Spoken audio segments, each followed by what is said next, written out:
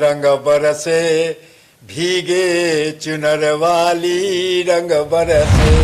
अस्तित्व की लड़ाई लड़ रही थी, बीज रोपे जा रहे थे, अगर असम में कहे विशेष तौर पर शायद। कांग्रेस दल काफी एक्टिव थी उस समय। कितना टफ था राजनीति करना, और आपने बीजेपी ही क्यों चुना उस समय? वहां जो ये झगड़ा जिस पर आप जो सुनना हमसे चाहते हैं, ये व्यक्तिगत स्वार्थ, मैं बड़ा तो मैं बड़ा, अहंकार बड़ा। मैं कहता हूं भारतीय जनता पार्टी रहेगी तभी ना आपको कोई पद और कुछ मिलेगा, तो पहले भारतीय जनता पार्टी को आप सुदृढ़ बनाइए। नमस्कार, ब्रेकिंग फास्ट के इस नए कार्यक्रम ब्रेकिंग फास्ट समाचार पॉडकास्ट में आपका फिर से स्वागत करते हैं। और होली विशेष जो है आज का एपिसोड है, और विशेष व्यक्ति भी है हमारे साथ उपस्थित, संजय सिंह जी, जो हमेशा जो है उन्हें एक्टिव देखा जाता है तिनसुकिया में। हर सामाजिक क्षेत्र हो या त्यौहार हो, हमेशा उनकी एक्टिविटी देखी जाती है। तो सबसे पहले तो हम उनका स्वागत करते हैं। संजय जी, आपका स्वागत करते हैं। होली के बारे में ही नहीं, थोड़ी आपके जीवन के बारे में भी हम बातें करेंगे। तो जो संजय सिंह जी तिनसुकिया में इतनी एक्टिव रहते हैं, सोशल मीडिया में आपको एक्टिव देखा जाता है, उनका बचपन कहाँ से शुरू हुआ, और कुछ खास लम्हे या जो पढ़ाई जब आपने शुरुआत की थी कहाँ से हुई थी, थोड़ा इस बारे में मैं आपसे जान लेना चाहूँगा। लन जी, मेरा जन्म इसी तिनसुकिया में चबुआ सेंट लुक हॉस्पिटल में हुआ था 1964 में जी। और मैं बचपन से यहीं पर पला बड़ा। हिंदी इंग्लिश हाई स्कूल में मैं 8 क्लास तक पढ़ा जी। तो मैं बचपन में बहुत बदमाश था, तो हमारे पिताजी हमें यहाँ से ले जाके हॉस्टल में, बोर्डिंग स्कूल रांची विकास विद्यालय बहुत ही नामी स्कूल है, भारत में उसका स्थान है, तो मेरा ले जाके वहाँ एडमिशन करा दिए जी। तो मैं वहाँ 9 क्लास तक पढ़ा। उसके बाद पिताजी के डेथ के बाद में मैं छोड़ के फिर आ गया तिनसुकिया, और तिनसुकिया ही रहने लगा मैं। तिनसुकिया में फिर खेल से मैं बहुत ही प्रभावित था, तो यहाँ तिनसुकिया डिस्ट्रिक्ट का मैं क्रिकेट एसोसिएशन में जुड़ गया जी। तो यहाँ का भी क्रिकेट से भी बहुत जुड़ा रहा। खेल से, बहुत सारे खेलों से मेरा संबंध रहा है यहाँ पर। कोई खास लम्हा रहा क्या बचपन का, जो विशेष तौर पर आज भी आपको याद है? कोई विशेष दोस्त या कुछ विशेष बातें जो बचपन की यादें आज भी आपको याद आती रहती है, ऐसा कुछ शेयर करने लायक है क्या? वैसे तो हजारों यादें हैं हमारा इस तिनसुकिया से जुड़ा हुआ है, लेकिन जब हम लोग बचपन में थाना चार्ली में ही मेरा होटल जहीन जलपान, यहाँ का बहुत ही पुराना होटल है जहीन जलपान जी। आप पुराने किसी भी व्यक्ति से पूछेगा जहीन जलपान के बारे में तो बता देंगे। और हम लोग का अड्डा वहीं पर रहता था जी। और हमारे बहुत सारे दोस्त, मैं बालूगोदा में पहले क्रिकेट खेलता था। उसके बाद तिनसुकिया टाउन क्लब हम लोग बनाए, तो हमारा बोरगुरी में हम लोग वहीं, जहाँ ये साहित्य सभा जो हुआ है, जो आज स्टेडियम देख रहे हैं, उस समय कुछ नहीं था। हम लोग वहाँ जंगल काट के खेला करते थे। और हमारे उस समय के मित्र, जैसे आप बोरगुरी में पेट्रोल डिपो देखे होंगे, राना ने वो टुनटुन, बहुत सारे विपुल, ऐसे बहुत सारे हमारे मित्र, टोनी जो आसिफिन था, टोनी अच्छा प्लेयर था। एक टिडिप दा हम लोग बोलते थे, मोनी भी उनका नाम था। ऐसे हमारे सैकड़ों दोस्त हैं जिनके साथ हम लोग का एक टीम बनाकर, और हम लोग तिनसुकिया टाउन क्लब के नाम से यहाँ पर एक अपना क्लब बनाए थे। और हम लोग का क्लब बहुत ही प्रचलित क्लब था। हम लोग जोरहाट से लेके इधर आप मार्गेटा तक हम लोगों ने जितना भी ये शील्ड खिलाते थे लोग, हम लोग सारा तिनसुकिया टाउन क्लब ने जीता है। तो खेल से मेरा जुड़ाव शुरू से ही बहुत रहा। बाद में मैं राजनीति में आया। अगर आपके समय की बात कहे तो सिर्फ क्रिकेट तो एवरग्रीन चलिए गेम रहा है। आज के बच्चे गेमिंग में ज़्यादा विश्वास करते हैं, ऑनलाइन गेमिंग में। गिल्ली डंडा या इस तरह का पहले जो है बच्चे खेल खेला करते थे, आज लगभग यह गायब हो चुका है। तो उस समय गिल्ली डंडा या इस तरह का खेल भी में आपका रुचि था, या उस समय कौन कौन सा और भी खेल? गुल्ली डंडा इसलिए कि चूंकि हम लोग शहर में, हम लोग का घर तक गुल्ली डंडा नहीं, किसी को नुकसान पहुंच जाए, किसी को लग जाए, इसलिए गुल्ली डंडा खेलते थे हम लोग। हमारा बिहार में भी मेरा पैतृक निवास है, मैं जब गांव में जाता हम लोग पूरा गुल्ली डंडा, पिट्टो, मार्बल गुट्टी तो यहाँ तिनसुकिया में भी हम लोग बहुत खेले हैं। बहुत सारे हमारे मित्र थे, हम लोग मार्बल गुट्टी खेलते थे। मार्बल गुट्टी बहुत ही फेमस गेम था हम लोग का बचपन का। ये हम लोग यहाँ में तिनसुकिया में खेलते थे, लेकिन गुल्ली डंडा हम लोग यहाँ नहीं खेलते थे। बिहार कभी जाते थे तो गुल्ली डंडा हम लोग खेलते थे। आज अगर होली का कोई भी कार्यक्रम हो तो संजय सिंह जी के बिना लगभग अधूरा लगता है। कुछ ना कुछ जो है गीत आपका जरूर सुनने को मिलता है, और चूंकि हमारा होली स्पेशल है तो आपसे बातें भी करता रहूंगा। 2 लाइन होली गीत मैं थोड़ा आपसे सुन लेना चाहूंगा, स्पेशली भोजपुरी में। एक फेमस गाना है हम लोग का भोजपुरी में, पूरा तो याद नहीं है लेकिन 2 लाइन मैं सुना देता हूँ। बाबा हरिहर नाथ सोनपुर में होली खेले, बाबा हरिहर नाथ, बाबा हरिहर नाथ सोनपुर में होली खेले, बाबा हरिहर नाथ सोनपुर में होली खेले। होली हो,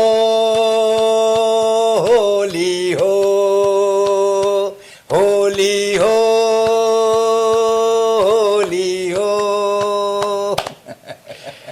तो बचपन में होली कैसे खेला करते थे? अरे आज तो चलिए तो जी कोई खास यादगार अगर लम्हा हो तो। अरे हम लोग का होली बहुत ही मैं होली को बहुत ही अच्छा पाता हूँ जी। ये सिर्फ एक रंगों का त्यौहार नहीं है, ये एक मन के रंग को जोड़ने का, आपसी सौहार्द, प्रेम, जात, वर्ण, वर्ग सबसे भूलकर हम लोग वो मस्ती में जो बोलते हैं, उमंग में, भांग के मस्ती में लोग बोलते हैं कि सारे पुराने गिले शिकवे भूलकर, अगर कोई किसी से मनमुटाव भी है, उससे अच्छा भी नहीं है, तो उस दिन हम लोग उसको भूल जाते हैं जी। ये होली बहुत ही अच्छा त्यौहार है और मैं बहुत ही जबरदस्त ढंग से मैं होली खेलता था। हम लोग खेलते थे कपड़ा फाड़ होली, कीचड़ का हम लोग गड्ढा बना के जो जाता था उसको लेके हम लोग गड्ढे में डाल देना। बहुत सारा ऐसा था, प्रेम का भी था, कुछ मनमुटाव का भी था। कुछ लोग ऐसे मिल जाते थे जो बोलते थे नहीं आप हमको रंग नहीं लगा, लेकिन हम लोग लगाते ही थे जी। बुरा भी मानते थे, लेकिन बुरा न मानो होली है बोल के हम लोग उसको मिला लेते थे। ये तो बहुत ही आपसी भाईचारा और प्रेम का, सौहार्द का है जी। और होली का एक सबसे बड़ा संदेश जानते हैं क्या है जी। होली का सबसे बड़ा संदेश है कि अहंकार छोड़िए, द्वेष भूल जाइए और आपसी प्रेम भाईचारा मिलाकर प्रेम की गंगा बहाइए। यही होली का मेन त्योहार का नियम है। अच्छा, जो होली गीत गाने का आपका शौक है, ये कब से शुरू हुआ? बचपन का कौन सा उम्र होगा? और उस टाइम कौन सा होली गीत चला करता था? अभी तो बदल चुके हैं। होली गीत कोई ऐसा हम विशेष रूप से कभी, हम आज तक कोई ना गाने का नहीं। मैं बिहू गाना भी पूरा गाता हूँ। तो मैं जिस समाज में रहता हूँ वहाँ में जो, जैसे बिहू में अपने दोस्तों के घर जाता हूँ, लोगों के यहाँ बिहू गीत गाते हुए देखता हूँ तो मुझे बहुत अच्छा लगता है। तो मुझे भी मन होता है कि मैं भी क्यों ना गाऊँ। तो मैं अपने दोस्तों के यहाँ उसको मैं अच्छा से लिखता हूँ, प्रोनाउंसिएशन में अपने दोस्तों से पूछता हूँ। अगर कुछ गड़बड़ है तो वो लोग एक अगर गलत प्रोनाउंसिएशन हो तो मेरे दोस्त ही 10 बार बोलते हैं ऐसे नहीं, इन्हें का को। तो ऐसा बहुत सारे हमारे मित्र हैं। तो जैसे बिहू गाना कभी होली में कोई गा रहे हैं तो होली में अपना दोस्तों का, हम लोग का टोली अगर निकला तो थोड़ा, मैं कैप्टन टाइप का आदमी, बचपन से ही खिलाड़ी टाइप का आदमी था, इसलिए कैप्टन की तरह ही रहता था। तो सोचे सब गा रहा है तो कैप्टन को भी गाना पड़ेगा, इसलिए हमको। तो उस समय के कौन से गायक पॉपुलर गायक हुआ करते थे? वो तो राम खेले होली, लक्ष्मण खेले होली, लंका गिरी में रावण खेले होली। हम लोग का जो संस्कृति था पहले, घर घर में जाके, जैसे बिहू में भी आप लोग देखते हैं हुसरी हुसरी लोग जो, जैसे हम लोग का था, हम लोग की जो अपना कल्चर जो हमारे बिहारी और बिहार यूपी के लोगों में था, वो जो 1 महीना पहले से वो ढोल झाल लेके लोग के घर में जाके वो फगुआ गीत गाना, वो सब कहाँ धीरे धीरे संस्कृति को भूल गए। अब शहर में आ गए लोग, और जो गांव के भी लोग थे वो भी शहर में आ गए। अब तो फिल्मी गाना ही बजा के हम लोग नाच लेते हैं डीजे पे।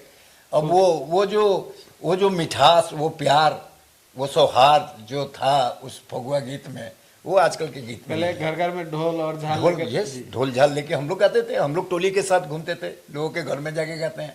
मैं तो यहाँ जिस तरह बिहू में हुसरी पार्टी के साथ घूम घूम के दोस्तों के घर में गाता हूँ, वैसे ही मैं होली में भी गाता हूँ। तो आज डिजिटल होली हो चुका है, साथ ही होली में कुछ ऐसे चीज भी देखे जाते हैं, अश्लील गीत भी देखे जाते हैं और इसको लेकर आपत्ति भी होती है। तो होली को अब किस तरह जो गायक है या जो सिंगर है उनको प्रस्तुत करना चाहिए, या होली की जो परंपरा है, एक पवित्र परंपरा है, इसको किस तरह आगे भी जारी रखना चाहिए, आप क्या सोच रखते हैं या मैसेज? देखिए, अश्लीलता तो कभी भी उसे मैं अच्छा नहीं कर सकता, और हमारे भोजपुरी गीतों में ही अश्लीलता ज़्यादा देखने को मिलता है जी। तो ये अश्लीलता जो मिलता है उसका भी दो पक्ष है। आप एक पक्ष तो अश्लीलता वो इसलिए हम लोग सोचते हैं कि अगर अपने बच्चे परिवार के साथ बैठे हैं तो अश्लील गाना सुनने से बहुत ही खराब लगता है, लेकिन जब दोस्तों के टोली में बैठे रहते हैं तो उसका मजा लोग लेते हैं, तो इसलिए ज़्यादा पॉपुलर है। नहीं तो अगर सारे लोग अगर उसको बुरा ही मानते तो ये चलता क्यों? जी।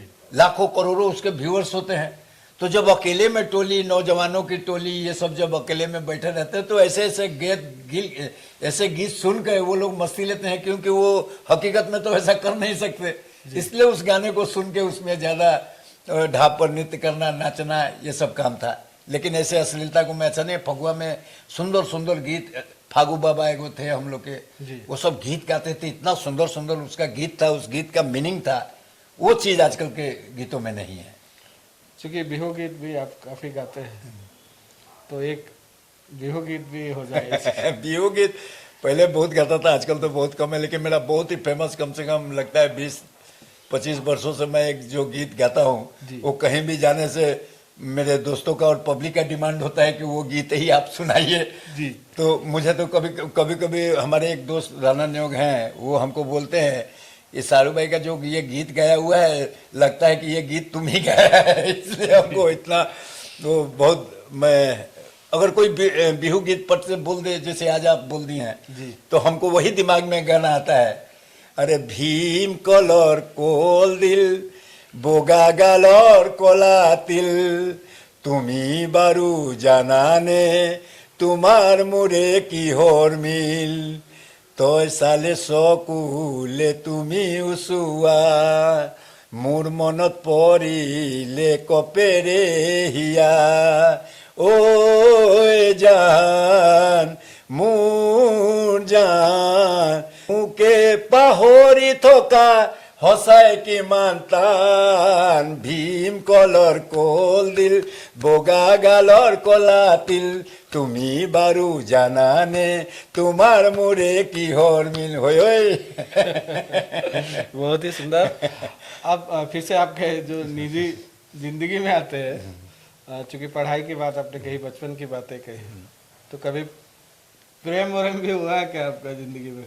असल में हम लोग, हमारे पिताजी बहुत स्ट्रिक्ट आदमी थे जी, और हम लोग का जो परवरिश और जो संस्कार जो हम लोगों को घर से मिला, ये प्रेम मोहब्बत के लिए हम लोग के पास टाइम नहीं था, और होश संभाला, बड़े हुए, बहुत कम उम्र में ही हमारी शादी हो गई।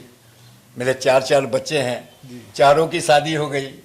मेरा नाती पोता है, मेरा तो पोती है 15-16 साल की, अगले साल मैट्रिक देगी। बच्चे बड़े हो गए, लेकिन मेरा हमेशा से एक ही रहा है कि ज़िंदगी में कुछ लेके तो जाना नहीं है जी। तो जब ले जाने का कोई फार्मूला ही नहीं है तो ज़िंदगी का आनंद लीजिए। तो बच्चे बड़े हो गए, सब लोग अच्छे से खुशी से हैं, संपन्न हैं, सब लोग ठीक है। भगवान का दिया हुआ भी हमारे पास भी जितना है उतने में हम खुश हैं, ज़्यादा की चाहत भी नहीं रखते। और खाली टाइम में लोगों की सेवा करना, जितना हमारा यथाशक्ति तथा भक्ति वाली हमेशा पॉलिसी रही है। और इसलिए मैं राजनीति में भी आया हूं, तो मैं राजनीति में कभी भी कोई डिमांड नहीं किया, क्योंकि मैं जब बीजेपी ज्वाइन किया था उस समय जो सिद्धांत हमने ग्रहण किया था कि जैसे पहले देश को देखना है, फिर पार्टी को देखना है, फिर अपने बारे में सोचना है। तो आजकल तो हमारे हर नेताजी लोग ही बोलते हैं, लेकिन मेरा सिद्धांत आज भी वही है। मैं पहले देश देखता हूँ, फिर पार्टी के बारे में सोचता हूँ, और अपने बारे में पार्टी वाले पर छोड़ दिया हूँ। अगर अच्छा कर्म होगा तो कुछ देंगे, नहीं भी दिए तो हमको कोई फर्क नहीं पड़ने वाला है। राजनीति में कब अपने कदम आगे बढ़े? 92 में हम भारतीय जनता उम्र कितनी थी आपकी? 92, 30-35 साल। मेरा उम्र अभी 62 वर्ष हो गया। तो कौन लेके आया आपको राजनीति? हमको राजनीति में लेके आए जो पूर्व कैबिनेट मंत्री थे राजीव प्रताप रूढ़ी, जी राजीव प्रताप रूढ़ी जी ने ही मुझे प्रथम ये भारतीय जनता पार्टी की सदस्यता हमको ग्रहण किए। तो 2 रुपया लगता था, हम लोग वो रसीद काट के हम लोग उस समय से बीजेपी में जुड़े हैं। उस समय तो लगभग बीजेपी जो है अपने अस्तित्व की लड़ाई लड़ रही थी, बीज रोपे जा रहे थे, अगर असम में कहे विशेष तौर पर। शायद कांग्रेस दल काफी एक्टिव थी उस समय। कितना टफ था राजनीति करना, और आपने बीजेपी ही क्यों चुना उस समय? बीजेपी में एक उसका विजन था देश के प्रति, देश की एकता के प्रति, देश को सुदृढ़ बनाने के प्रति, जो अभी चल भी रहा है। अभी तो आप देख रहे हैं कि हमारे मोदी जी का 3री टर्म हो रहा है, असम में भी हम लोग 2 बार सरकार बनाए हैं। लेकिन उस समय का बीजेपी और आज के बीजेपी में बहुत अंतर है। उस समय हम लोग बीजेपी बहुत ही गिने चुने ही लोग थे, जैसे हमारे शिवजी दुबे जी थे, भौमेश शर्मा जी थे, अमला बाईदो थी, रत्नेश्वर शर्मा जी थे, ये सब ऐसे ऐसे कुछ, प्रदीप सूर जी थे, ऐसे कुछ पुराने लोग थे जो हम लोग मिल के, हम लोग में आपसी प्रेम था। हम लोग पार्टी के लिए उस समय एक कुर्सी और माइक लाने के लिए भी पैसा नहीं होता था, लेकिन हम लोग किसी तरह जुगाड़ करके हम लोग उस समय बीजेपी को खड़ा किए। तो कांग्रेस वाले बाधा नहीं देते? अरे बाधा करते थे हम लोग को। जब तक कोई प्रोटेस्ट, अगर हम लोग कोई गए चार्ली में कोई प्रोटेस्ट करने, तो उठा के जेल में हम लोग को थाना में बंद कर देता था। कोई हम लोग का सुनने वाला नहीं था, कोई नहीं सुनता था हम लोग की बात। लेकिन तो हम लोग उसमें भी मस्ती में थे। अगर हम लोग को थाना में से भी 5-6 घंटा के बाद छोड़ता था, तो हम लोग पूरा खुश रहते थे कि हमने कुछ पार्टी के लिए किया। उसके बाद धीरे धीरे जब समय बदला, सत्ता में जब आया, अच्छे दिन आए, तो कहीं ऐसा तो नहीं हुआ कि बीजेपी के अच्छे दिन लाने वाले जो शुरुआत में लोग थे, उनके ही दिन राजनीतिक तौर पर बुरे हो गए? बुरे नहीं हुए, जो अच्छे लोग आए हम तो स्वागत किए हैं उनका, तभी ना। आज तो हमारे मुख्यमंत्री जी भी कांग्रेस से आए हुए हैं जी। इसके पहले वाले मुख्यमंत्री सोनवाल जी वो एजीपी से आए थे। जो आप शुरुआती दौर में जो बीजेपी का जो बीज रोप रहे थे, बीजेपी के जरूर अच्छे दिन आए होंगे, लेकिन शायद उनके दिन मुझे अच्छे नहीं दिख रहे, क्योंकि एक तरह से उनको इग्नोर किया जा रहा है, इस तरह का आरोप लगते हैं। इग्नोर नहीं किया जा रहा है। असल में ये लोग जो आए, तो इनके साथ इनके समर्थक भी आए जी। तो समर्थकों, उनके जो समर्थक आए, उनका डायरेक्ट उनसे कांटेक्ट था जी। हम लोग उस कांटेक्ट को कर नहीं पाए, वो लोग भी हम लोग से जुड़ नहीं पाए। हम लोग को जुड़ना भी नहीं चाहे, क्यों नहीं जुड़े भगवान जाने। लेकिन वो लोग जब हमसे नहीं जुड़े, तो हम लोग थोड़ा अपेक्षित हो गए। हम लोग को कोई पूछने वाला था, न कोई देखने वाला था। लेकिन तो भी हम पहले ही आपको बोले कि हम लोग देश को प्रथम मानते हैं। तो आए, काम अच्छा कर रहे हैं, तो हम लोग भी उनके साथ हैं। मतलब इस तरह का मान के चले कि अगर हमारे बच्चे जो हमने जन्म दिया, बड़े होकर हमें अपेक्षित भी करें या हमें ना भी पूछे, तो अपने ही बच्चे हैं, इस तरह का सोच लेकर आप लोग चल रहे हैं। चलना ही पड़ेगा। आज का मॉडर्न युग में देखिए, जो बच्चे को बड़ा किए, पढ़ा लिखा के वो बड़ा अफसर बन गया, तो उनके पिताजी अभी देखिए, सुनिएगा कि वृद्धाश्रम में है। लेकिन संतुष्टि यह है कि हमारे ही बच्चे हमारे बच्चे हैं, जितना समझ है उतना कर रहे हैं। हम अपने नए भारतीय जनता पार्टी अभी सत्ता में है, तो बहुत सारे लोग आते हैं। सत्ता में जब आप रहिएगा ना, तो बहुत सारे लोग आएंगे। मैं अपने नए साथियों को सिर्फ एक बात कहना चाहता हूं कि जब आप सत्ता में आए, तो थोड़ा सा भारतीय जनता पार्टी के नियम, कानून, आदर्श उसको सीखिए। ये आते आते ही सीधे नेताजी के पीछे घूमना शुरू कर देते हैं, और सीधे उनको कुछ चाहिए, टिकट चाहिए, कोई पद चाहिए। इन लोगों को देख के थोड़ा सा दुख होता है। मतलब इस तरह का तो नहीं हुआ कि जमीन आपने खरीदा, जमीन खरीद कर वर्षों आप एक घर का निर्माण किया, और अचानक कोई वह घर खरीद लेता है और मालिक बन जाता है। जो घर बनाने वाला का उस घर के प्रति जो सोच रहता है, जो आत्मीयता रहता है, नए लोग जो खरीद ले घर, शायद उस तरह का आत्मीयता या उस तरह का जो यादें उनका सीमित वहां नहीं रहता है। इस तरह का ही देखा जाए। घर बनाया है, उसका मर्म वही जानता है। बनाने वाला कभी नहीं चाहता कि जिस घर को हम बनाए वो मेरा घर बिगड़ जाए जी। हम लोग कभी भी वैसा सोचे भी नहीं। ये हम लोग का बनाया हुआ घर है। ये भारतीय जनता पार्टी आज जो सत्ता में है, जो भी नेता है, हम नहीं जाते हैं उस बात पर नहीं जाना चाहते कौन आए थे। और संजय किसान जी की ही बात कीजिएगा। संजय किसान जी जब ज्वाइन किए, उसके 10 दिन के बाद ही उनको टिकट मिल गया। हमारे भारतीय जनता पार्टी का जब हम लोग ज्वाइन किए थे, तो हम लोग को एक संविधान दिया गया था। उसमें संविधान में लिखा था कि 3 वर्ष तक आपको कोई पद नहीं दिया जाएगा। कोई मंडल स्तर का बात कर रहे हैं, जिला स्तर में जाने के लिए आपको 6 साल पार्टी के भीतर आपको काम करना है, तब आपको जिला स्तरीय कोई पद दिया जाएगा। जी। तो ये सब संविधान तो अब पुरानी बातें हो गई। आजकल तो आज ज्वाइन कीजिए, कल आपको टिकट भी मिल जाएगा, कल आपको कोई पद भी मिल जाएगा। लेकिन और एक चीज देखने को मिलता है, यह भी जोड़ दूंगा कि कुछ लोगों को 6 साल के लिए सस्पेंड भी किया जाता है और 6 दिन में उनको फिर से पार्टी में वापस भी, इस तरह का भी देखा जाता है। हमारे तिनसुकिया में भी ऐसे 2-3 वाकया हुए हैं। जैसे एक चीज मैं आपको कह देना चाहूंगा, दिल खोलकर आप कहेंगे, क्योंकि ये होली एपिसोड है और होली को लेकर कहा ही जाता है कि बुरा ना मानिए। देखिए, हम लोग भारतीय जनता पार्टी के सिपाही हैं, हम सच ही बोलेंगे हमेशा। मतलब अगर हमारे परिवार में किसी की अगर गलती होगी, अगर हम उसे छुपाएंगे, उसके बारे में अगर गलत तथ्य बताएंगे, तो जनता तो है ना, सबका मालिक तो जनता है। जनता तो बोलेगा संजय सिंह झूठ बोलना आता है। जी, वही चीज फिर से मैं आऊंगा। आपने कहा कि 6 साल लग जाते थे एक पोजीशन अगर आपको हासिल करना हो, एक पोस्ट हासिल करना हो, और आज 6 साल के लिए सस्पेंड करने के बाद भी उनको 6 दिन में ले लिया जाता है। वही ना हम आपको उसके बारे में बता रहे हैं। ऐसा क्या हुआ कि विधानसभा का चुनाव था जी, हमारे 1-2 पदाधिकारी चले गए राइज दल में जी, ठीक, तो चले गए तो सस्पेंड भी हो गए जी, लेकिन फिर वो कब आ गए पता ही नहीं चला। कहा जाता है 6 साल के लिए, हाँ 6 साल कहा गया, लेकिन उसको अमल नहीं किया गया। वो हमारे लिए अच्छी बात नहीं है।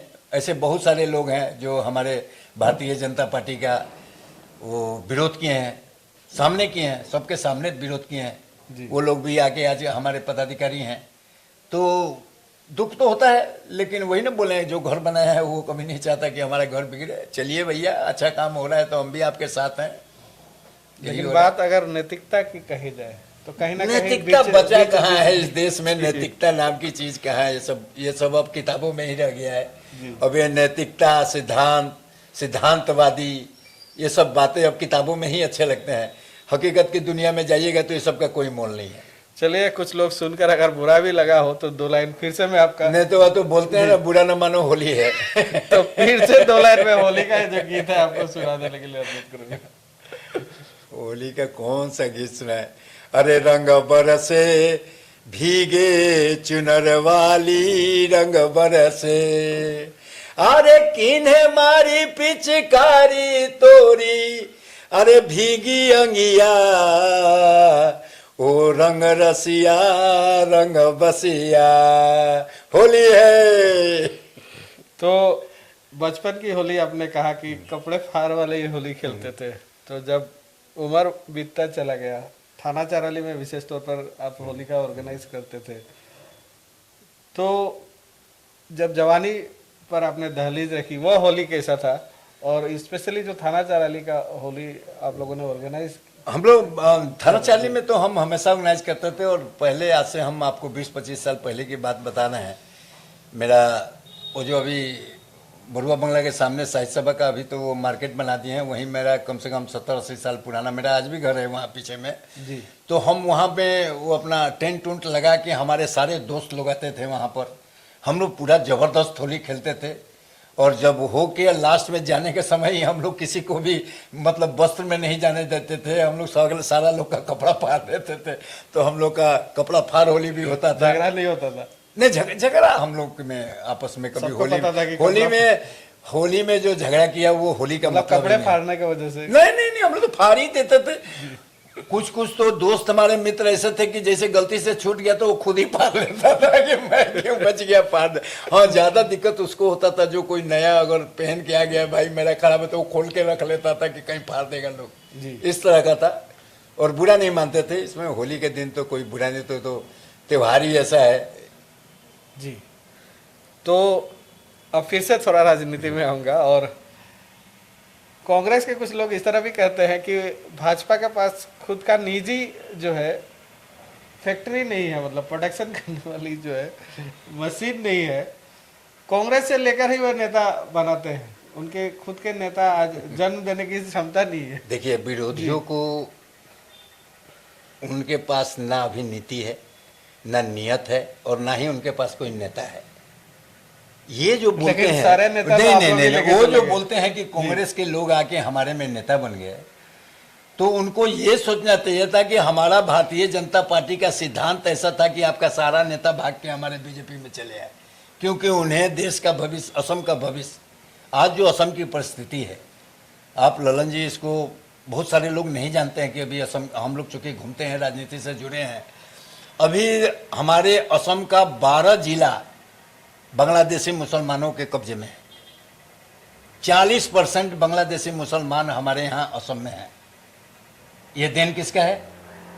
ये देन कांग्रेस का है। इन्होंने सत्ता के लालच में, वोट के लालच में बांग्लादेशियों को यहाँ वोटर लिस्ट में नाम घुसाया, जिसके चलते यहाँ का बायोग्राम बिगड़ गया। आज असम की स्थिति है कि हमारे असम की संस्कृति, सभ्यता और देश रक्षा के लिए हमें एकजुट होकर, हम नहीं देखते कि वो कौन पार्टी से आया नहीं आया, हमें सबको एक होकर और इस असम को और इस देश की रक्षा करनी है। इसलिए हम लोग बीजेपी को अच्छा पाते हैं। लेकिन असम के मुख्यमंत्री, चूंकि दूसरा शासन है आप लोगों का असम में, असम के मुख्यमंत्री कहते हैं कि तीसरा भी होने वाला है। तिनसुकिया में सबसे ज्यादा जमीन के लिए जिन्होंने आवेदन किया है मुसलमान संप्रदाय के लोग हैं, यह उनका कहना है। तो जब शासन आपका है, उसके बावजूद अगर सबसे ज्यादा तिनसुकिया जिले में भूमि का, जमीन का आवेदन होता है, तो ये स्टेटमेंट देने से बेहतर कि इसे रोका जा सके, ऐसा क्यों रोका क्यों नहीं गया? देखिए, इसके पीछे ये सिर्फ तिनसुकिया का मैटर नहीं है। हमारे जो असम का जो सत्र का माटी, तकरीबन 10 लाख बीघा जो हमारे फॉरेस्ट का माटी है, सत्र का माटी है, मंदिर मठ का माटी है, उस पर वो लोग बांग्लादेशी मुसलमान आके उसको दखल कर लिए।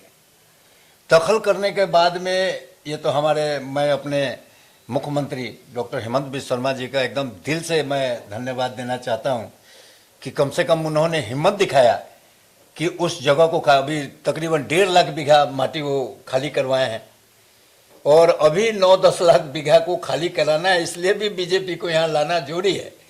तो जो बायोगैप, जो यहाँ में जो बांग्लादेशी मुसलमानों का जो वर्चस्व है, जो ये लोग जमीन पर ले रहे थे, अब वो बोलते हैं ना कि गेहूं के साथ कुछ घुन भी पिसा जाते हैं।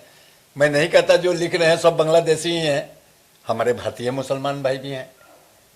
आपका पाकिस्तान से ज़्यादा मुस्लिम हमारे असम में है, हमारे भारत में है, यहाँ भी पॉपुलेशन है। तो वो गेहूं के साथ कुछ घुन पिसा रहे हैं, उसमें कोई बात नहीं है। लेकिन जो अपने दिल में भारत माता के लिए उनके अगर दिल में अगर वो प्रेम भाव अगर रहेगा, तो हमें नहीं लगता कि उन्हें कभी भी असम के देश में किसी कोने में उनको नहीं होगा। लेकिन कुछ लोग उसी में ऐसे होते हैं जो खाते यहाँ का है और गाएंगे वहाँ का, तो ऐसे लोगों को तो दिक्कत होना ही है, क्योंकि अब देश जाग गया है, देश को दिखने लगा है। पहले इतिहास से छेड़छाड़ हुआ था, हमारे इतिहास को गलत बताया गया था। बच्चों ने जो पढ़ा उसको मालूम ही नहीं था कि हमारा इतिहास क्या था, कौन कौन कैसे थे, कैसे किए। ये धीरे धीरे लोग अब जान रहे हैं, तो जागरूकता हम लोग में बढ़ रही है। लेकिन यह भी तो देखा जा रहा है कि नौगांव जिले में अगर देखने जाए तो काफी मुसलमान लोग अब भाजपा जिंदाबाद कर रहे हैं, वो भी राष्ट्र के नारे लगा रहे हैं। तो कहीं जिस तरह कांग्रेस वाले आरोप लगाते हैं कि भाजपा में जाने के साथ साथ वॉशिंग मशीन है, उनके सारे पाप धुल जाते हैं, तो कहीं ऐसा तो नहीं कि जो मुसलमान संप्रदाय के लोग आज भाजपा में योगदान कर रहे हैं, वो पहले बांग्लादेशी हुआ करते थे और भाजपा में ज्वाइन करने के साथ ही वो राष्ट्र प्रेमी हो जाएंगे? या अगर कोई बांग्लादेशी मुसलमान अपना कोई नकली वोटर आईडी बना के इसमें घुस गया है, आपको नहीं मालूम, अभी असम में ऐसा चल रहा है स्पेशल रिवीजन, बाकी देश में चल रहा है SIR जी। आपका इतिहास, आपके बाप दादा कौन थे, कहाँ से आए थे, अगर आप भारत के किसी कोने से आए थे तो वहाँ से कोई कागज लेके आइए। जो NRC भी अभी देखें कुछ दिन पहले तक हुआ था, तो जो अगर बांग्लादेश से आया है तो वो अपना कहाँ से बाप दादा का वो खतियान लेके आएगा, तो वो कोई भी बोले। और रही बात वॉशिंग मशीन की, तो भाई ये भारत है, भारत में तो रत्नाकर डाकू भी वाल्मीकि बन गए। तो अगर कोई आदमी सुधर कर और देश की रक्षा के लिए काम करना चाहता है, तो ये तो अच्छा काम हम लोग कर रहे हैं कि हम लोग बुरे लोगों को सुधार के अच्छा बना रहे हैं, इससे हम बुरा नहीं मानते। फिर से होली में आएंगे, लेकिन और इसी से जुड़ा सवाल अंत में लेना चाहूंगा, उसके बाद फिर से होली में आऊंगा। चूंकि आपने कहा कि आज कांग्रेस के लोग भागकर बीजेपी में आए और यह भी आपका कहना है कि बांग्लादेशियों ने जो जमीन दखल किया है कांग्रेसियों ने ही दिया था। तो एक तरफ कह यही वे लोग थे जिनके अधीन जब सरकार चला करती थी तो लोगों ने जमीन दखल किया था, और आज भाजपा में आने के बाद वह जमीन खाली कराया जा रहा है। तो जो नीति है एक्चुअली जो कांग्रेस में लोग आए हैं उनके नीति के तहत यह खाली करवाया जा रहा है या भाजपा की नीति है? नहीं नहीं, आप जो ये बोल रहे हैं, मैं ये नहीं कहा कि कांग्रेसियों ने माटी दिया है। नहीं, लेकिन वे तो एक समय सरकार वो में लोग थे। बसते गए, चूंकि वो लोग मुस्लिम वोटों को ये लोग अपना वोट बैंक की तरह इस्तेमाल करते थे जी। ये लोग प्रत्येक विधानसभा में ऐसे 20,000 25,000 लोगों को बसा देते थे और वोटर लिस्ट में नाम घुसा देते थे कि वो आजीवन जिंदगी भर वो इस राज करेंगे जी। असम का संस्कृति सभ्यता पर जो खतरा आ गया, अब जो हम लोग आके उसकी छानबीन शुरू किए हैं कि आप अगर आए थे तो कहाँ से आए थे। लेकिन जो आज भाजपा में लोग हैं जो कांग्रेस से आए थे यही तो उस समय शासन कर रहे थे और इनके नेतृत्व में तो ये सारा अब काम देखिए हुआ। उतना तो जाइएगा पीछे, तो ये तो ऐसी बात हो गई कि अब जब आ ही गए हमारे पार्टी में, जब हमारे घर में उनको हम आश्रय ही दे दिए और जब घर का मेंबर ही बना लिए तो उनके बारे में अब पुरानी बातों को तो भूलने में ही फायदा है। हम तो आगे भविष्य के लिए देख रहे हैं कि हमारा असम, सुनहरा असम कैसे बने, मजबूत असम कैसे बने। हमारे देश में बाकी जैसे स्टेट था पहले, तो असम की क्या स्थिति थी? अब बताइए 2016 के पहले असम की स्थिति क्या थी? तब ऋण कम हुआ करता था, अब सैकड़ों करोड़ का ऋण हो चुका है।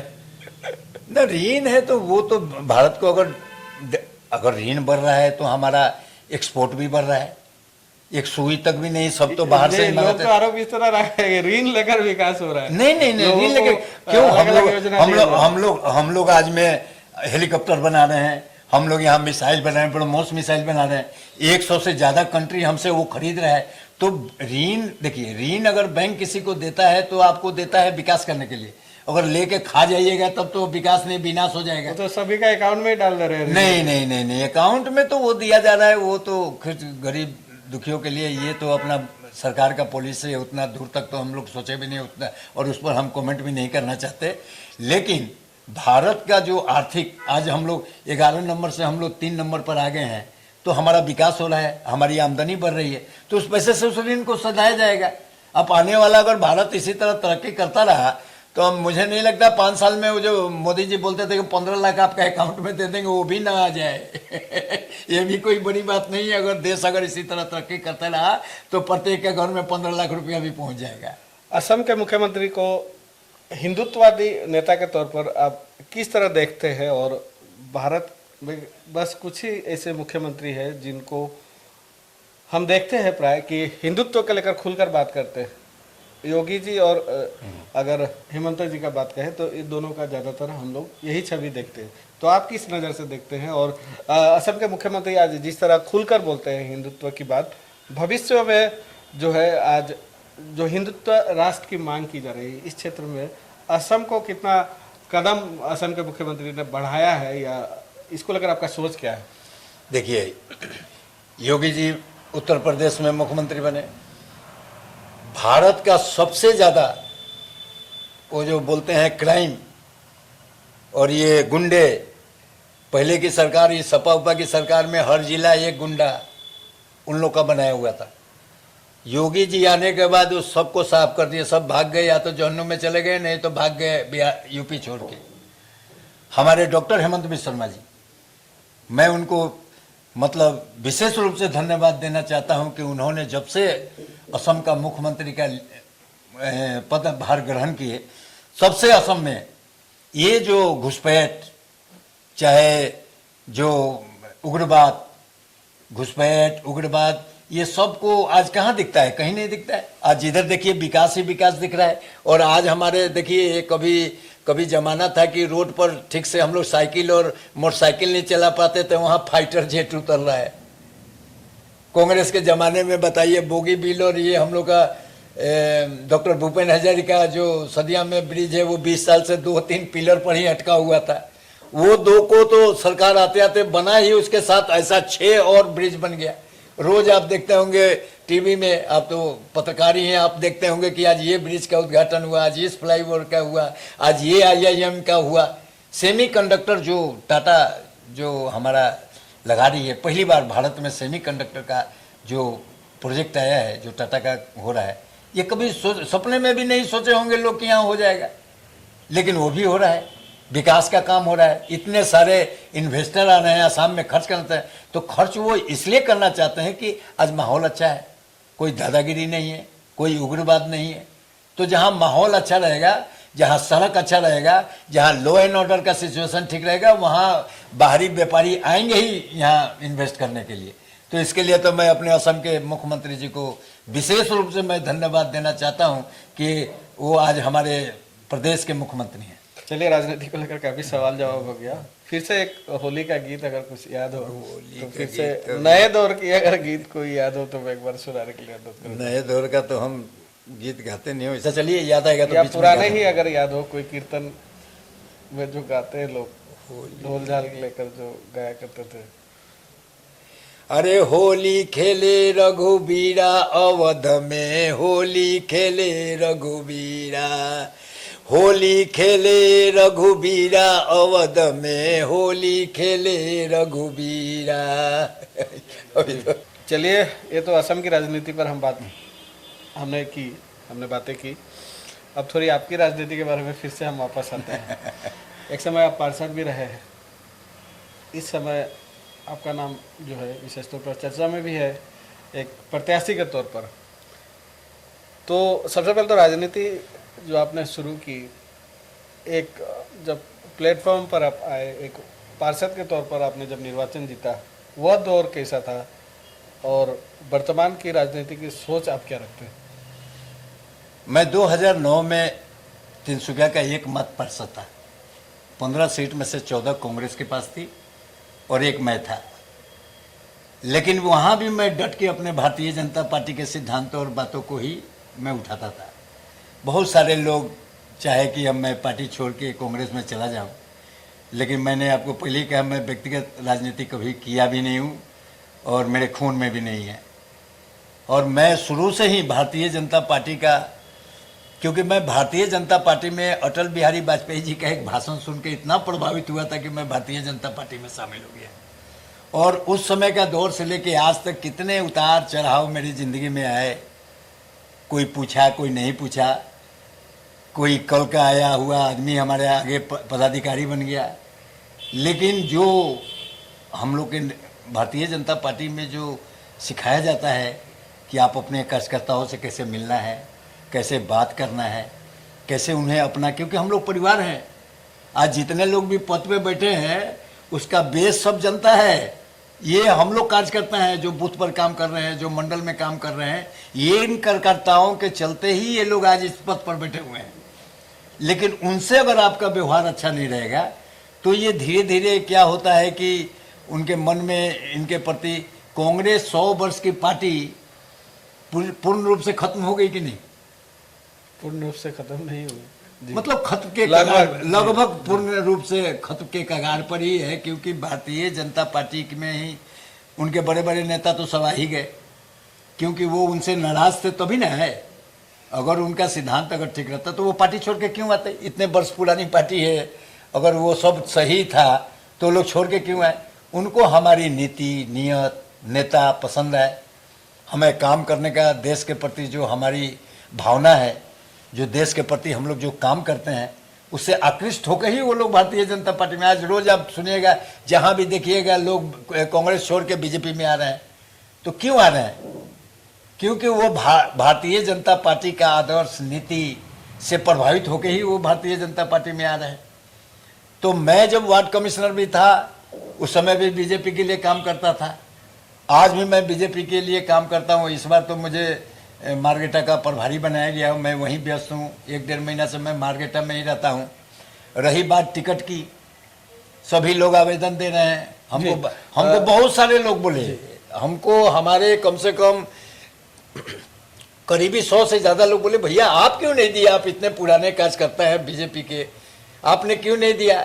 मैं कहा कि इतने लोग नए हैं जिसको कुछ पद मिला भी हुआ है उसके बाद भी उनको टिकट चाहिए। सारे नए लोगों को टिकट ही चाहिए। तो मैं बोला जा भैया, हमको टिकट ही नहीं चाहिए, अगर हम अच्छा काम करेंगे तो क्या ठीक मुख्यमंत्री जी का फोन आ जाए, संजय जी जाइए तैयारी कीजिए, हम इसी आशा में अपना भारतीय जनता पार्टी का काम कर रहे हैं। नहीं, इस तरह का जो परंपरा शुरू हुआ है, असम के मुख्यमंत्री ने भी कहा या बड़े नेता भी कह रहे हैं कि यह जो परंपरा है बीजेपी का परंपरा नहीं है टिकट मांगने का, यह कांग्रेस का परंपरा है। और कांग्रेस का परंपरा जो है आज बीजेपी में कुछ लोगों ने लेकर आ गए, या इस तरह का भी बातें जो है कहा जा रहा है। तो इसको लेकर आपका प्रतिक्रिया क्या? देखिए, मेरा प्रतिक्रिया साफ है, स्पष्ट है, और मेरी पार्टी की भी जो सोच है वो स्पष्ट है। हमारे भारतीय जनता पार्टी के राज्यिक सभापति दिलीप सैकिया जी ने खुलेआम मंच पर कहा है और मीडिया में कहा है कि कोई हमारे पास अपना आवेदन लेके ना आए, कृपया आप लोग आवेदन देने ना मेरे घर पे आए, ना ऑफिस में आए, ना कहीं आपको आने और देने का जरूरी है। हम लोग देख रहे हैं कि कौन आदमी क्या कर रहा है, किसको टिकट मिलेगा, क्या करना है, ये पार्टी डिसाइड करेगी। लेकिन आप लोग आवेदन मत दीजिए। लेकिन लोग आवेदन तो करेंगे। आवेदन तो जिला में 25 की 26 सुने हैं, 36 को दिया है, सब कोनो पहुंच गया है, जाके स्टेट प्रेसिडेंट को दे रहा है, कोई हमारे आसाम प्रभारी को दे रहा है, कोई संगठन मंत्री को दे रहा है, तो सारे लोग जाके दे रहे हैं। वो लोग टिकट उनको याद है कि कहीं मिल जाए, लेकिन उनको ये नहीं मालूम है कि हमारे राज्य के अध्यक्ष जी क्या बोले कि आपको नहीं देना, आप काम पर ध्यान दें। जितना ध्यान ये लोग टिकट के पेड़ में लगा रहा है, उतना ध्यान ये लोग अगर अपने पार्टी के लिए, संगठन के लिए अगर काम करते। आज हमारे यहाँ कम से कम 30-40 एमएलए दूसरे स्टेट से आए हैं जो काम कर रहे हैं यहाँ स्टेट में हम लोग का। तो अपने भारतीय जनता पार्टी के जो कार्यकर्ता है, जो आज टिकट का अपने आप को दावेदार जो शो कर रहे हैं, कर्म भी तो दिखाइए। कर्म कुछ नहीं, सीधे टिकट चाहिए। आपने पार्टी को क्या दिया वो तो कुछ है नहीं, सीधे टिकट चाहिए। जनता से मिलना कम, नेताजी के पीछे पीछे घूमना ज्यादा चल रहा है। इस तरह तो पार्टी ऊपर नहीं जाएगी, इससे तो पार्टी की छवि करते हो। और ये दौड़ने कूदने से किसी को मिलने वाला भी नहीं है। मैं आपको इनमें से कुछ लोग तो ऐसे नहीं है, जैसे कि दो चीजें देखी जाती है। आज अगर भाजपा की तरफ कोई आगे बढ़ा है, कोई किसी ने कदम रखा है, भाजपा का दामन थामा है, दो भाग में जो है चीज़ें देखी जा सकती है। एक तो हो गया जो है आज शासन है भाजपा का, इस वजह से लोग आए हैं, और कुछ लोग भाजपा के नीति आदर्श के प्रति आकर्षित होकर आए हैं। तो ऐसा तो नहीं, ये दो जो पार्ट में कहा पैरेलल चल रहा है, और जो लोग नीति आदर्श नहीं शासन देखकर आए हैं वो ज़्यादातर इस राह पर चल रहे हैं। ज़्यादातर तो सत्ता में कुछ लोग तो ऐसे ही आए हैं जो जिनको न देश से मतलब है न पार्टी से मतलब है जी। वो आए हैं कि बहती गंगा में हाथ धो लो, कहीं अगर मिल गया टिकट तो कुछ हमारा रोजगार हो जाएगा, मेरा दिन ठीक हो जाएगा। ज़्यादा लोग ऐसे ही हैं। मैं आपको बताता हूँ, ज़्यादा लोग वैसे ही हैं जो सिर्फ अपने फेर में ही ज़्यादा हैं। वो बोलते, हम लोग बोलते हैं पार्टी देश पहले, पार्टी दूसरे में, तीसरे में। यहाँ कुछ लगा मेरा भैया ठीक हो जाए, 5 साल अगर मिल जाए, मेरा गरीबी भुखमरी दूर हो जाएगा, उसके बाद हमको टिकट दो या मत दो, हमको मतलब नहीं है। कुछ लोग आए हैं अपने लिए जी, और आदर्श, जो पार्टी के आदर्श नीति को अच्छा पाके जो देश से प्रेम करते हैं, आसाम से प्रेम करते हैं, वो जो लोग आए हैं उनको टिकट पर से मतलब नहीं है। उनको है कि मेरा भारतीय जनता पार्टी अच्छा काम कर रहा है, भारतीय जनता पार्टी अच्छा से काम करे, हम उसको एकदम सफल बनाएंगे, उसको सरकार में फिर लाएंगे। तीसरी सोच इसमें भी कुछ लोगों की है, जो लोग कहते हैं कि कुछ लोग टिकट इसलिए भी मांग रहे हैं कि अगर टिकट ना भी मिले तो कम से कम कोई पोजीशन मिल जाए। तो इसको लेकर आप क्या सोचते हैं? अरे यहाँ तो पोजीशन मिलने के बाद भी टिकट मांग रहे हैं। वो तो लगे हुए हैं कि अगर लगे रहेंगे, आवेदन देंगे तो ऊपर वाले को तो सबको एडजस्ट करना है, सबको मिला के ले चलना है। तो सोचते हैं कि चलो इसको टिकट नहीं देंगे तो तुमको कोई बोर्ड में ही कुछ अध्यक्ष बना देंगे। अरे दे दीजिए भैया, सब दे दीजिए, लेकिन पार्टी बचा के रखिए। आप लोग पार्टी को अच्छा से रखिए, कार्यकर्ताओं से प्रेम कीजिए, कार्यकर्ताओं से आप प्रेम करके उनको अपना समझिए, उनको अपना बनाइए। और जो मिलता है आपको, अगर ऊपर आपको नेताजी के पीछे घूमने से अगर आपको कुछ मिलता है तो आप ले लीजिए। हम लोग को कोई उसमें विघ्न बाधा हम लोग देने वाले नहीं है।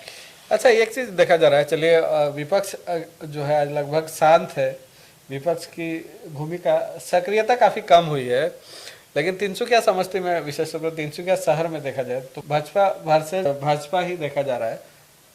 बात आप समझ रहे हैं?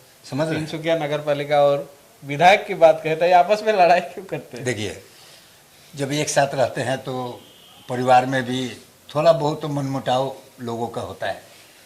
और ये मनमुटाव इतना भी तो जरूरी नहीं कि हम तीन बता रहे चेयरमैन हैं बदल उसको जाए। समझिए उसको, बात को समझिए।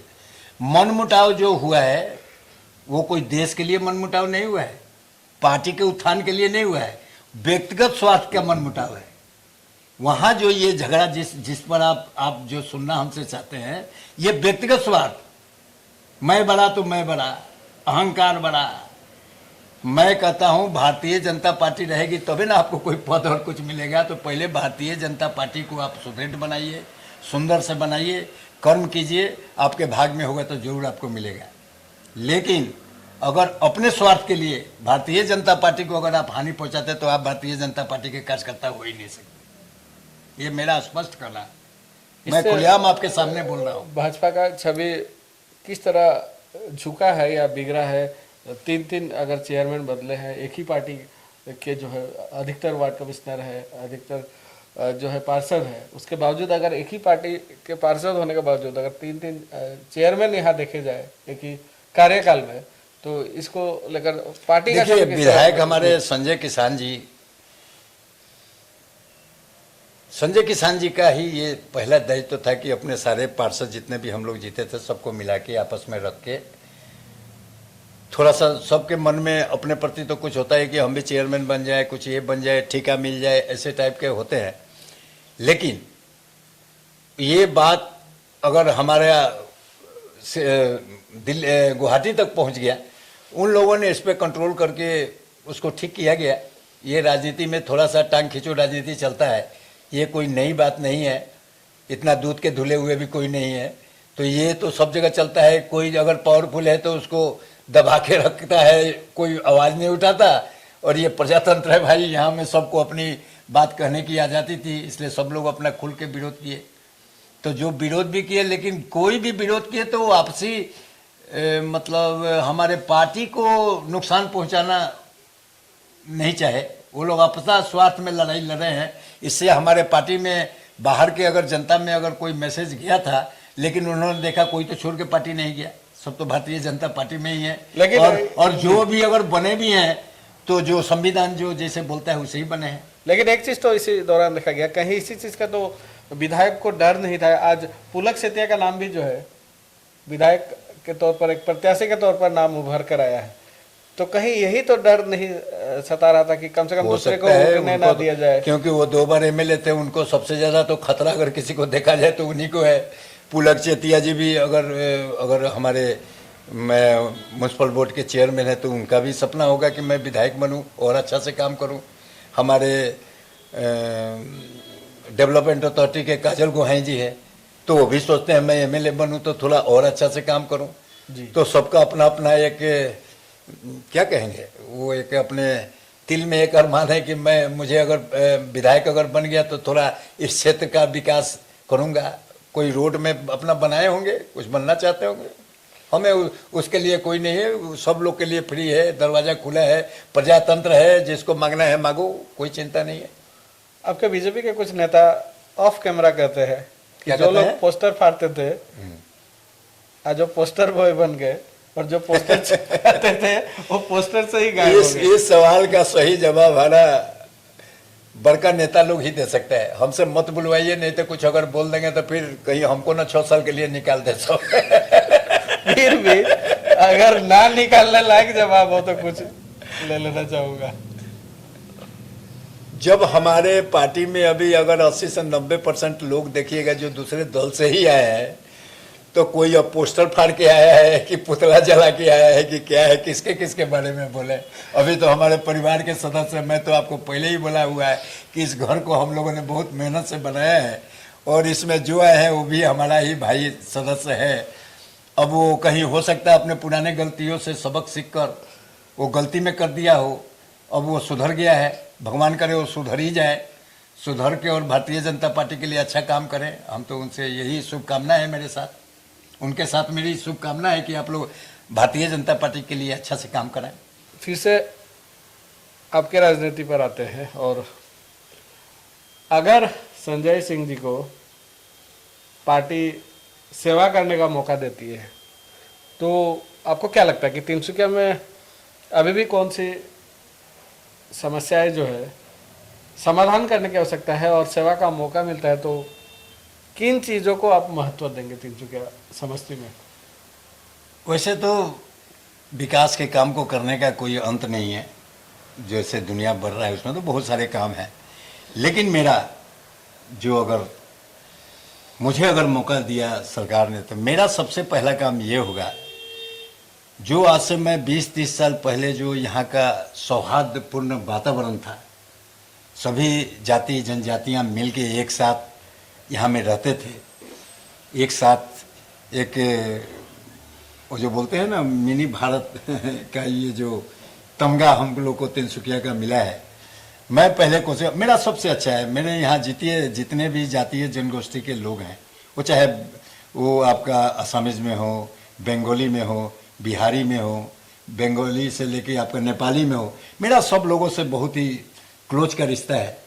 मैं सब लोग को मिलके पहले बोलता है कि अगर असम को बचाना है तो हम सबको एक होकर एकजुट होकर, क्योंकि यहाँ जो लड़ाई हम लोग का घुसपैठियों के साथ जो बांग्लादेशियों के साथ है, उससे लड़ने के लिए हम सबको एक होना बहुत जरूरी है।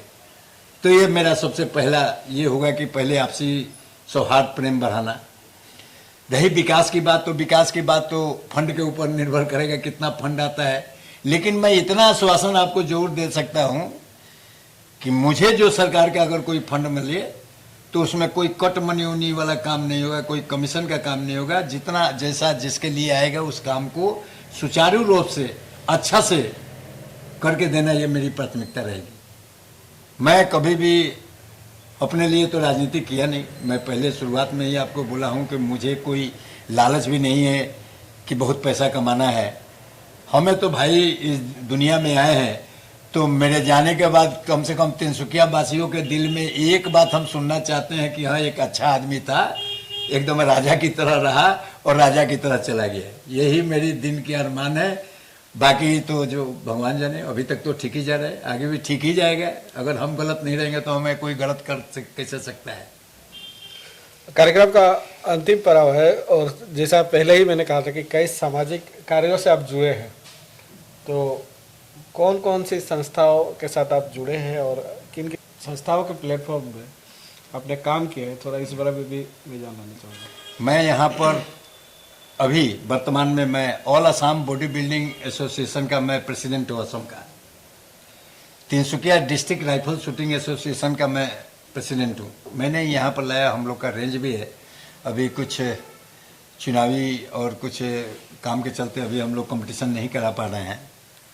देवी पुखरी ट्रस्ट का मैं ट्रस्टी हूँ, बाबूपट्टी मंदिर का मैं ट्रस्टी हूँ, और यहाँ लगभग जितने भी संस्था हैं वो भोजपुरी भाषियों का, बांग्ला भाषियों का, मेरा सबके साथ अच्छा संबंध है। और मैंने जितने संस्था है उनको उस तरह का इस्तेमाल नहीं किया कि मुझे टिकट के लिए वो लोग लिख देंगे कि संजय सिंह को टिकट मिलना चाहिए। मैंने आज तक न किसी संस्था को कहा बोलने गया। मेरे कितने सारे मित्र बोलते हैं आप इतने दिन से बात में हमें कम से कम टिकट का दावेदारी तो कीजिए। मैं हमेशा बोलता हूँ ये काम मैं पार्टी पर छोड़ दिया। मुझे जो दायित्व मिला है, जो काम मिला है, मैं उसे ईमानदारी पूर्वक करता हूँ। देना होगा तो पार्टी को देना होगा तो देगा, नहीं भी देगा तो मैं भारतीय जनता पार्टी में था, भारतीय जनता पार्टी में हूँ और भारतीय जनता पार्टी में ही रहूँगा। चूँकि होली विशेष आज कार्यक्रम था और संजय सिंह जी हमारे साथ हो और राजनीतिक की बातें अगर ना करें तो शायद यह इंटरव्यू या एपिसोड अधूरा रह जाता। इसीलिए हमने होली के साथ ही कुछ राजनीतिक बातें भी कही है और राजनीतिक बातें भी हमने की। और एक लाइन तो फिर से मैं जोड़ देना चाहूँगा, बुरा ना मानो होली है। तो अंत में जो है होली के गीत के साथ ही हम थोड़ा रंग आपको लगा लेंगे, तो एक और थोड़ा होली का गीत जो है आपको सुनाने के लिए मैं अनुरोध करूँगा। होली जो त्यौहार है ये बहुत ही, मुझे सबसे अच्छा त्योहारों में होली ही लगता है, क्योंकि होली एक ऐसा त्यौहार है कि जिसमें सारे मनमुटाव, दूरियां, दुश्मनियां हम लोग भूल के सब एक दूसरे के मित्र बन जाते हैं। उसमें क्या वो शोले फिल्म का गाना था, होली के दिन रंग खिल जाते हैं, रंगों में रंग मिल जाते हैं। मेरे को मेरे दोस्तों दुश्मन भी गले लग जाते हैं। होली के दिन रंग खिल जाते हैं, रंगों में रंग मिल जाते हैं। हैप्पी होली। हैप्पी होली संजय जी, बहुत बहुत धन्यवाद। काफ़ी समय हमने आपका लिया और चूंकि होली विशेष यह कार्यक्रम था, यह ब्रेकिंग फास्ट समाचार का विशेष एपिसोड था पॉडकास्ट का, और सभी को होली की हार्दिक शुभकामनाएं। धन्यवाद।